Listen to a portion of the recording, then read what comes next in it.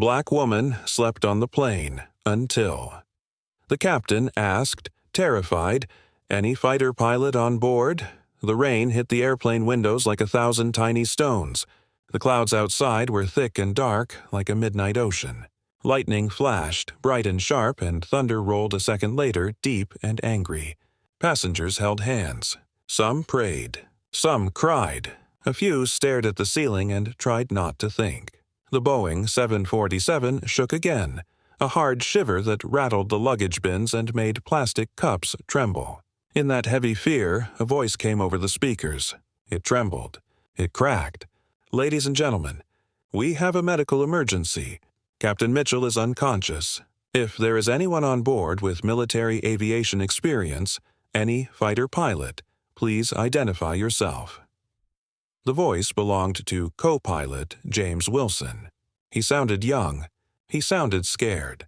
The cabin went quiet in a new way, like the air itself was holding its breath. That was when a woman in seat 23C opened her eyes. Her name was Kesha Washington. She had been sleeping with her hood pulled over her eyes, head against the window, arms crossed like she was hugging herself. She did not look rich. She did not wear a fancy watch. She had simple jeans, a basic blouse, and her natural hair pulled back into a neat ponytail. But when the plane tilted hard and people screamed, she sat up straight and looked forward as if something inside her had clicked into place. The title of this story is not just a headline. It was what every person on that jet felt in their bones. Black woman slept on the plane. Until the captain asked, terrified, any fighter pilot on board? People started talking at once. A businessman in first class stood up and waved. My brother-in-law's a private pilot, he said loud, puffing his chest. His name was Richard Blackwood. He wore a smooth suit and gold cufflinks that flashed when lightning hit the glass. I've flown with him many times. I can help. A flight attendant with tired eyes tried to smile, tried to be polite. Sir, we need someone with combat aviation training. The conditions are extreme. Richard scoffed. I paid $15,000 for these seats. I know procedures. I've been in jets all over Europe. Another hard shake. A baby cried. Somewhere in the back, a teen whispered, We're going to die. Kesha stood. She didn't shout. She didn't wave. She simply stepped into the aisle and walked toward the front with a steady pace that felt like a promise. Excuse me, she said to the flight attendant. Colonel Kesha Washington, United States Air Force. 500 hours in F-22 Raptors. Navigation under extreme conditions. The air changed. It was like a door opened that no one could see. Richard stared at her. Some people blinked as if their eyes lied to them. An older woman in pearls whispered, Is she really qualified? She looks so young. But when James Wilson came to the cabin door with a face white as paper and saw Kesha's eyes, he nodded like a drowning person seeing a lifeline. I need your help, he said.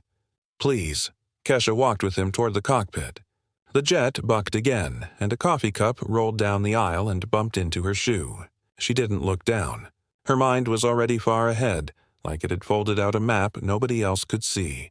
She asked soft but sharp questions, the way a surgeon moves a scalpel. Altitude? 38,000. Speed? 450 knots. Winds? Crosswinds 120 kilometers per hour, gusts to 160. Storm class? Category 5, sail ahead and growing. Fuel? Balanced, I think. We haven't had time to check after the strike. Strike? We took lightning 10 minutes ago. Avionics glitched. Then the captain. He had a seizure. James swallowed hard and kept walking. He was doing his best. He was brave. But fear had his hands and would not let go. In the doorway, a flight attendant held out a headset as if holding hope. Kesha took it. She squeezed the attendant's hand once, firm, like, I'm here. I will try. I won't run. Inside the cockpit, the world was a storm of lights. Some were steady. Some flickered. A faint burning smell sat in the air, like hot dust and old wires. Captain Mitchell slumped in his seat, strapped in, chest rising shallow. A medic among the passengers had already come and gone, leaving a note on the clipboard. Pulse weak but steady. Possible seizure. Needs hospital. Kesha slid into the jump seat behind James. "I won't touch anything without your permission," she said. "You're the pilot in command now." James shook his head. "No, ma'am, Colonel, please. I've never flown this alone in a storm like this." Another thunderclap. The plane dropped for half a second and then caught itself, wings flexing like a giant bird fighting wind. "Okay," Kesha said. "Calm. Clear. We do it together." They ran a fast check. Autopilot was struggling. The main weather radar painted the screen with angry red where the storm lived, and yellow where it swirled with rain like thick ropes. One of the pitot tubes, the tiny mouths that taste the air to measure speed, had iced over during the hit. That meant some readings could be lies. Lies in the sky kill. Kesha's voice was quiet but strong. Treat the indicated airspeed as suspect. Cross-check with ground speed and attitude. We fly the picture. We trust the horizon. We don't chase the needles. James nodded, focusing. Kesha asked to patch into ATC. The radio hissed. A voice finally cracked through. "Flight 491, say intentions. Storm cell expanding. Numerous aircraft diverting to Halifax or Leges Field. State souls on board." James's voice trembled. 312 souls. Medical emergency. Captain incapacitated. Co-pilot at controls with assistance from, He looked at her. She gave a tiny nod. "Assistance from a qualified military fighter pilot," he finished. The frequency went quiet for a heartbeat. Then, "Copy, 491. Leges Field is reporting crosswinds near limits. Halifax reporting wind shear. Advise." Kesha pressed her headset. "This is Colonel Washington. Request vector to the least severe corridor. We'll need a long runway, minimal terrain, and emergency crews on arrival." Back in the cabin, fear had its own life. People clutched armrests hard enough to make their knuckles pale. Richard kept talking, as if words could build a wall between him and danger. "This is absurd," he said to his wife, Clara, who sat small and silent, eyes red. "We can't trust some random person from coach. This is a wide-body, not a toy jet." Clara didn't answer. She watched Kesha vanish into the cockpit and felt something she couldn't explain. It wasn't logic. It wasn't data. It was simple and clean, like the feeling you get when a song hits the note your heart needed. A little girl across the aisle cried, "Mama, is the pilot okay?" Her mother pulled her close. "A good lady is helping," she whispered. "She knows how to fly in storms." The plane shook again and people gasped, but the mother kept whispering into her child's hair, making a small safe world inside a big scary one. The head flight attendant, Marisol, stood at the front and raised her hands. "Everyone, listen. We have a plan. Please stay seated with seatbelts fastened. Keep aisles clear. We will bring water and blankets. If you feel sick, use the bags. If you pray, pray. If you breathe, breathe slow." Her voice became the calm drumbeat that holds a crowd together. In the cockpit, the storm grew teeth. A flicker on the panel. A beep that meant something is wrong, but not "you will die" yet. James kept his hand steady. Kesha read the sky. She had learned long ago to make friends with fear instead of fighting it. Fear tells you when you are close to the edge. It wakes up the part of your mind that sees every small thing. She looked out into the black. She did not see stars. She saw a kind of moving wall that the lights could not soften. "We go down 2,000 feet, she said. "We need warmer air to clear the icing, but not so low that we dance with waves." James eased the yoke, careful like carrying a full bowl of water. The big jet obeyed like a strong horse that wants to run but trusts the hand on its neck. "Good," Kesha said softly. "Very good," the radio crackled. ATC returned with vectors and a wind report. Another voice joined. A weather officer from a nearby base giving them a thread through the maze. "Microbursts reported near Halifax," the officer said. "If you commit there, commit hard. Leges shows less shear but strong crosswinds after squall line passes in 12 minutes. Recommend holding pattern if fuel allows." Fuel. Kesha asked for tanks. James checked. A slow frown. "We're burning faster than planned." That lightning hit made us heavy on trim, and we rode rough air for 20 minutes. We might not have 12. Kesha studied the numbers. Did math in the quiet machine inside her head. We can buy time by cleaning up our drag and riding the smoother corridor, but we also need to check for fuel imbalance. If the left wing is lighter, the storm will use it to throw us. Kesha asked for the trim and the fuel page. Another flicker. The left main tank showed a small mismatch. Not huge, enough to tilt later when it mattered most. We cross-feed for 3 minutes, she said. Stop when balanced. We don't want to feed a leak if that hit split a line. James did it. His hands steadied. His breathing calmed. He was not alone now. The plane hit a pocket and dropped again. Kesha counted with the fall. 1, 2, and with the catch. 3, and it matched the rhythm of the sky. She found a pattern in the chaos the same way she used to find it in dogfights and storm runs and the parts of war no one liked to say out loud. People think skill is magic. It isn't. It is attention, practice, and kindness to the small truths that machines and... Wine's whisper. The holding pattern came next, a slow loop to wait for the worst wall of water to pass. 12 minutes was a lifetime inside a storm. It was also the difference between landing and braking. We hold, Kesha said. But we hold smart. We keep our angle. We keep our speed honest. We don't let the wind bully us. We don't chase ghosts on the needles. The loop began. The airplane turned. The wings tipped. The lights of the panel moved in a circle. Kesha watched, and James watched, and in the cabin people whispered names of loved ones to themselves like soft spells that pull the future closer. Richard could not sit. He stood again, grabbed at the curtain that led to the galley, and snapped, "Where is the real pilot? Where is the captain? This is ridiculous. I will sue this airline for putting my wife at risk." Marisol stepped to him and placed a hand between him and the curtain. "Sir, sit down. Do you know who I am?" he demanded. "Not yet," Marisol said, "but I know who you could be. You could be a husband who holds his wife's hand." Richard blinked. Something in her voice made him sit. Not because she had power over him, but because she had decided not to hate him. That choice is a quiet hammer. Clara reached for his hand. He let her take it. He didn't talk for a while after that. In row 23C, Kesha's old seat, a college kid took out a notebook and wrote, "Be the calm you need." He underlined it twice. He didn't know why he did it. He would keep that paper for years. The loop ended. The weather officer's voice returned. Squall line weakening along Lajes approach, still nasty but improving. Crosswind 32 knots, gusting 38. Runway 10,000 feet. Emergency crews on standby. Kesha weighed Halifax versus Lajes again, like stones in her hands. Halifax had wind shear that could shove them to the ground. Lajes had crosswinds that could push them off the center line. Their captain needed a hospital fast. But the safest landing mattered first because a hospital is only helpful if you arrive. She looked at James. "We take Lajes," she said.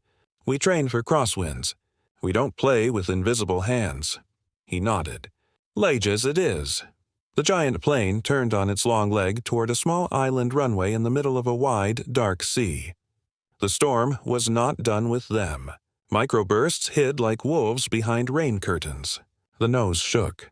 The wind talked in hard voices. Andrew, a quiet man in row 14 who hated flying since a childhood scare, closed his eyes and counted up to 60 and back down again. A singer in row 7 hummed a lullaby to herself, soft as a memory. A boy in row 33 drew a stick airplane on his barf bag and wrote, "Go, plane, go." Approach began. Flaps set in stages like someone opening a hand finger by finger. Gear down. The sound changed. The belly opened and the wheels reached out into cold air. Lights caught sea spray far below like broken glass. Kesha's voice softened into the tone of a coach before a final play. "We are going to crab into the wind," she said to James. "We keep the nose pointed where the wind pushes from, and we slip at the last second to align with the runway. You will feel wrong until you don't. Trust the picture." The runway lights appeared out of fog, 2 neat lines of white and green like a path a giant had laid down just for them. Crosswind hit like a shoulder from the side. The jet leaned, slid, corrected. James's hands were good, not perfect. Human. Kesha touched the yoke with 2 fingers, barely, like she was teaching by touch. "There," she whispered. "Let the gust pass through you. Don't fight the whole wind.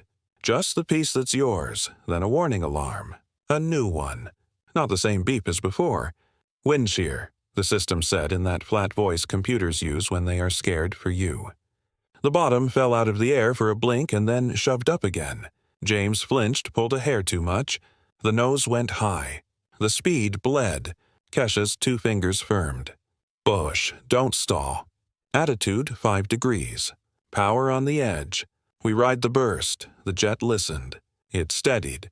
The runway flashed closer, long and wet and waiting. The passengers did not breathe for a second that lasted a year. Richard's wife squeezed his hand so hard he felt it for days. Marisol stood braced in the jump seat, whispering, "Come on, big bird. Come on, sweet heavy thing.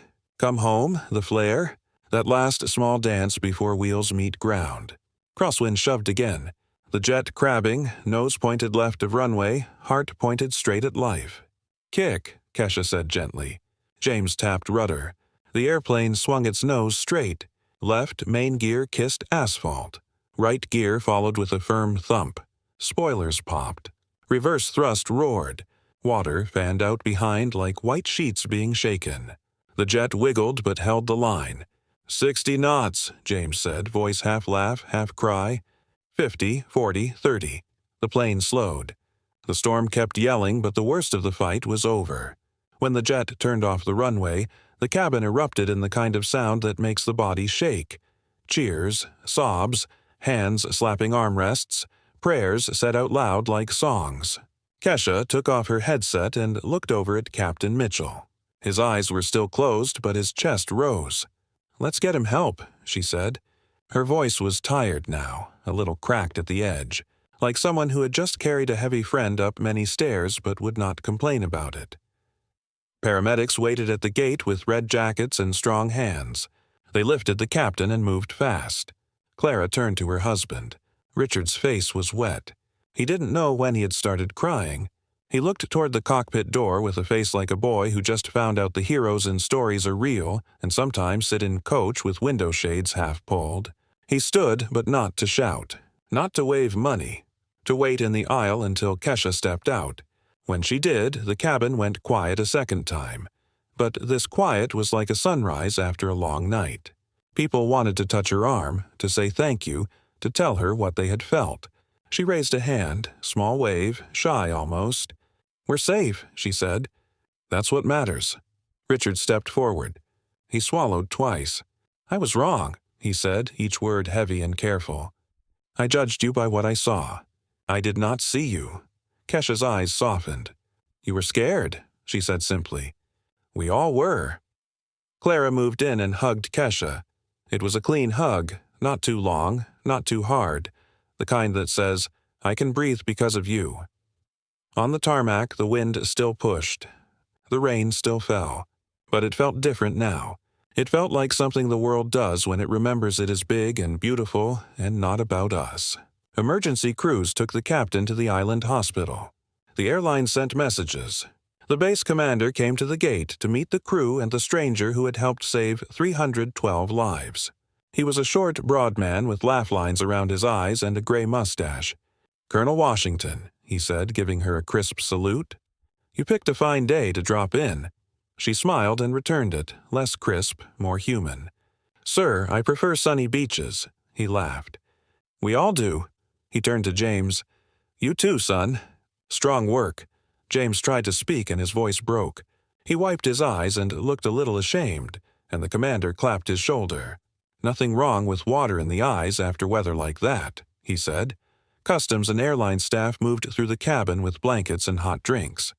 People who had thrown up now held warm cups and smiled weakly at each other, the way soldiers sometimes smile after they walk out of a dark place. Marisol checked with every passenger. She touched hands. She picked up dropped things. She fixed a child's jacket zipper that had stuck. When she reached row 23C, she found Kesha's seat. On the tray table sat a small notebook someone had left open. The words on the page read, "Be the calm you need." Marisol smiled and closed the notebook and placed it on the seat like you set down something tender. She looked up and saw Kesha at the front talking to a young woman whose phone had died. Kesha had given the woman her own battery pack. "You can keep it," Kesha said. "I have another at home." The young woman started to cry again. "Thank you," she whispered. Simple words, but real. Richard asked if he could say something to the cabin. Marisol hesitated, then nodded. He took the intercom, the same device that had carried fear from the cockpit. His voice was not loud now. It was careful. "Everyone," he said, "I want to say thanks to the crew. And to Colonel Washington. I judged by clothes and seat number and face. I was wrong. I'm sorry." He handed the handset back. He sat next to his wife and whispered, "When we get home, I'm calling my brother-in-law to tell him he's not a hero for letting me ride in his plane." Clara laughed a little, and it was the good kind of laugh that shakes the sadness loose. Hours later, after checks and a new flight plan and a different crew flown in to take them on, the passengers had a chance to leave the aircraft and stand in a small lounge while the rain softened to a thin mist. Through the wide glass windows, the runway shone like a black river, and the sea beyond it looked like steel folded into waves. Some people took pictures. A few called family. Many just stared and let the quiet wash over them. Kesha stood by herself near a pillar and watched the medevac helicopter lift with Captain Mitchell aboard. It rose like a careful hand and slid into the gray. James walked up beside her carrying 2 paper cups. He handed her one. "Tea," he said. "They ran out of fancy stuff." She sipped. It was strong and hot and tasted like life. "You did well," she told him. "I made mistakes," he said. "Everyone does," she answered. "But you listened. That's rare. That's brave." He swallowed. "I thought being a pilot meant not being scared." "Being a pilot," she said, "means being scared and flying anyway. It means telling the truth about what the sky is doing and what your hands are doing. It means never pretending." He nodded. He would remember that forever. A reporter tried to rush in past the rope, waving a badge and a phone. Security stopped her. She called out, "Colonel Washington! Can we do a quick interview?" Kesha looked at the reporter. She felt the pull. Tell the story. Be the headline. She could see how it would be cut and shared and argued over. But she also saw the faces in the cabin, the hands that had held other hands, the small prayers, the steady breath. That was the story to her, a quiet thing. "No, thank you," she said kindly. "Tell them the crew did their jobs. Tell them the passengers were brave." The reporter frowned, disappointed. Then she looked at Kesha longer and saw the kindness there and changed her question. "Can I at least say your name?" "Yes," Kesha said. "And say this too. We are more than we look like." When boarding resumed for the final leg, people moved slower. Not because they were tired, though they were, but because they understood the simple miracle of walking onto a machine that will carry you through the sky. Before Kesha stepped back onto the jet, a small boy ran up holding the barf bag with the stick plane drawing. "For you," he said. "It's not good, but it's from me." She took it like it was a medal. "It's perfect," she said. He stood taller. His mother mouthed, "Thank you." Kesha tucked the bag into her backpack like treasure. Richard and Clara waited near the door. "May we sit with you for takeoff?" Clara asked. "Only if you want company," Kesha smiled. "I'd like that." They sat across the aisle. During climb, Richard kept glancing at her as if he was trying to learn a new way to be a person and wanted to copy her homework but do it honestly. Finally he said, "What made you join the Air Force?" Kesha looked out at a slice of blue breaking through the clouds. "My mother cleaned houses," she said. She used to point at planes and say, 'Someone up there knows what they're doing.' I wanted to be that someone." Clara touched her heart. They landed at last in their original destination. Hours late, but alive and whole. The airline offered hotel rooms and meal vouchers and soft apologies. Some passengers refused the hotel and went home to loved ones who would meet them at the curb and cry in the driveway. Others took the rooms and slept like stones until noon. Kesha made sure James had a ride to the hospital to check on the captain, and herself took a cab to a small guest house near the harbor. In the simple room with a bedspread printed with blue shells, she sat on the edge and finally let the shaking come. That is how the body says, "We are safe now." She let it pass. Then she called her mother. "Hi, Ma," she said. "You won't believe my day." Her mother laughed. "Baby, after raising you, I believe anything. Did you do good?" "I tried," Kesha said. "Then you did good," her mother said. She told her about a plant that had finally bloomed on the kitchen windowsill and about the neighbor's cat who had decided their porch was now his porch. Ordinary things. Soft things. The kind that keep a person tied to the earth when the sky has been loud. The next morning, before her next flight home, Kesha went to the hospital to check on Captain Mitchell. He was awake, pale, but smiling. "Heard I slept on the job," he joked weakly. James stood at the foot of the bed with flowers that looked too bright in the white room. Kesha laughed. "Just a little nap," she said. The doctor came in and explained simple words about seizures and scans and rest and how the captain would likely recover with good care. He would not fly for a while, and that was okay. Outside, the rain had finally stopped, and sun turned the wet sidewalks into silver tapes. As Kesha left the room, a nurse touched her arm. "I'm from the island," the nurse said softly. "My brother fishes. He always says the sea can be kind or cruel. Yesterday, you were kind when the sky was cruel. Thank you." Kesha did not know what to say. She nodded, and that nod carried the weight of many things that do not fit in words. At the airport gate before boarding home, a quiet group of passengers from the flight gathered near her. They didn't make a circle or a scene. They just stood where they were and met her eyes and smiled. One by one, they lifted a hand, not a wave, more like a promise. A promise to try and be better to strangers. A promise to look twice before deciding what a person is worth.